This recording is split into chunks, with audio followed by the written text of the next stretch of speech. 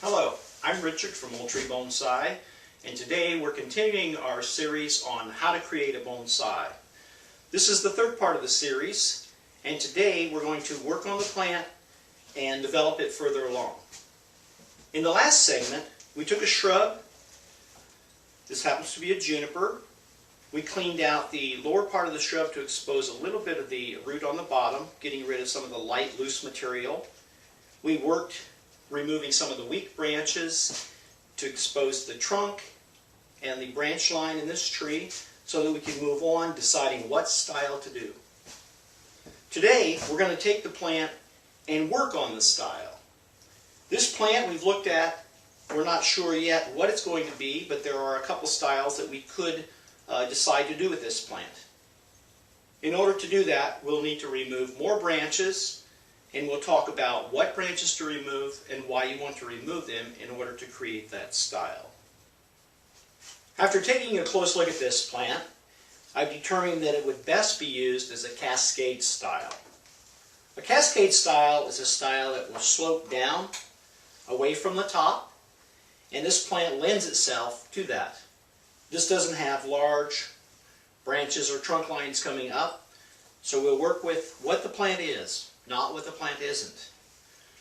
For those of you who don't know what a cascade style is, we'll go to the board.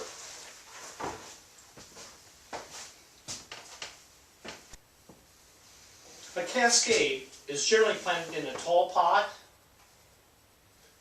Then the definition would be that the plant would come out below the rim of the pot, the top of the pot. That would be a semi-cascade, or if it continues onto the bottom of the pot, below the rim and below the base, this is a full cascade. A full cascade would come on out and come generally to the front of the pot, but still have it open so you can see the trunk line of the pot. If we continue and use part of the plant for the upper part of the bonsai here, that would be a formal cascade. A formal cascade is simply a cascade that comes out below the rim of the pot or below the base, but also has a top to the pot. This part should be able to stand alone, or if this were cut off, this should be able to stand alone.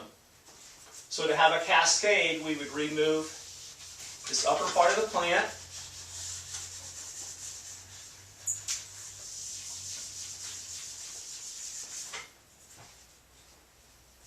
then this could stand alone. Should be the foliage pads out through here and come to the front of the pot. So what we're trying to do is have a representation of a plant that is growing along a cliff or in an area where it would move out and down along the side of the hill.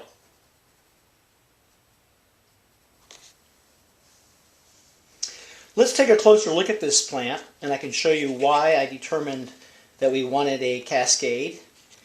What we have here are the trunk line coming up, and it looks like we'll try to take this portion of the plant and make a top for the cascade.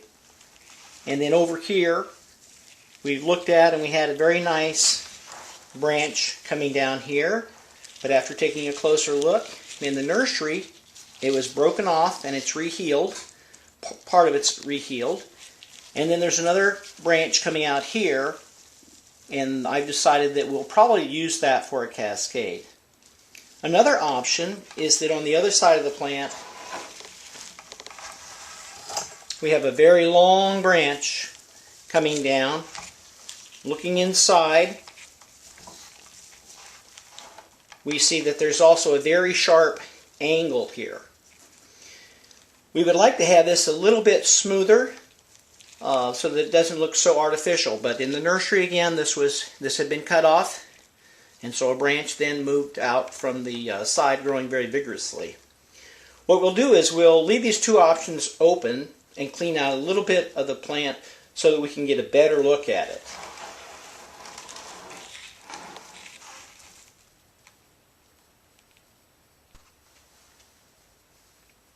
We're going to continue and remove some of the larger branches that are not necessary for any of these other plans that we've looked at. So we'll take this out of the way. And close into the trunk, we don't need this branch.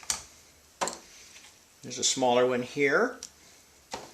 We also looked at that branch that was broken earlier. We'll take part of that out and get a better cut on it later on. So I'm going to reach down inside, make sure we don't have anything in there. Another thing too, when you're working, don't get your hands up close to here. There's a stop right there, and if you close that up, you'll get a blood blister there right away. So stay to the back of the tool, go in, make the cut, make sure everything else is clear, make a quick snap, and remove that. Now you can see we're getting a little bit more open on the plant. We've also left some of our other options open. We can take this. We don't believe that this new growth coming out here is necessary. We can take a little bit of that off. Some of these growing tips.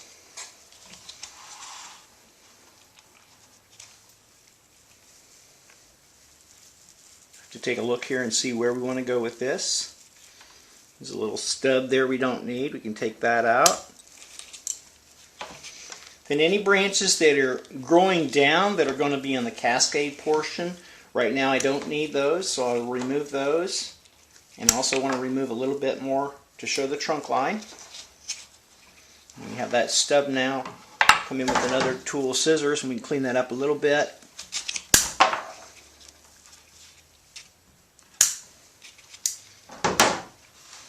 Now we have the cascade portion a little bit more open. We have another little small weak branch down here inside that we're not going to need. We still may remove this entire branch right here and just work with this portion over here is the cascade, and this is the top portion of that cascade. One thing we want to keep in mind when we're working with a branch that we're going to bring up is we don't want to cut any of the branches that are coming underneath or facing down. Normally those are weak branches, but in this case if we bring this, wire this portion of the plant up and develop it, we don't want to cut those branches off, so you need to keep that in mind. You can also have branches that are parallel to each other. These are called ladder branches. Sometimes we might want to remove those. In this case, we're going to wait on this plant until we start doing a little bit more of the development. After taking a closer look at the plant, we've determined that our second option might be a whole lot better. We've removed some branches and we have a clear view of what we have as the inside structure. What we want to do now is go ahead and cut off this large portion of the branch. We'll cut off just a portion of it and we'll leave a stub, removing the weight of the plant, the branch there. Now we have a very close view of what's inside on this branch. What we'll do is we'll develop this branch here into a cascade. It's very long, you can't see all of it in the video there. But we'll develop that into the cascade, and then this upper portion will develop into a tree in the upper part of the plant there. One thing that we can do is that when we're planting this up, it doesn't have to stay at this angle all the time in the pot. So we're going to change the angle in order to develop this into what looks more like an informal upright with the cascade coming down. Today, we took another look at our plant to decide what kind of style we could make this into. After looking inside, we decided that a cascade style would be appropriate for this plant. It didn't have any upright branches that would make a straight upright or informal upright plant, so we decided to go with this form right here, where we bring the branches down, we'll bring this upper part up, and create a beautiful bonsai. In our next episode, we'll do some wiring on this, cleaning out some of the other branches that we don't need, wire this, and I believe we'll make a very nice bonsai. Thanks for watching our videos.